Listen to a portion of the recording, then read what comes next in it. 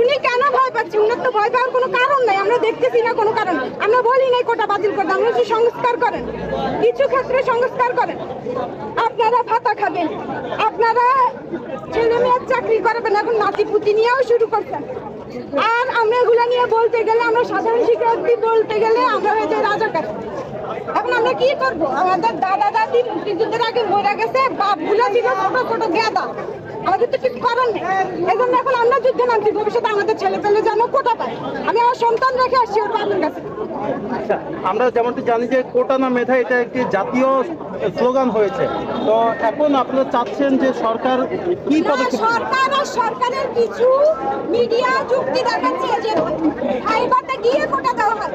যদি ভাইভাতে 6টা মেধা যায়, 3টা কোটা যায়, 3টা পদ খালি থাকে, তারা 3টাই কোটা নাই, 6টা মেধাকে তারা লাথি দিয়ে ফেলে দেয়। আমরা কেন ঘন্টার পর ঘন্টা ঢাকা ভার্সিটি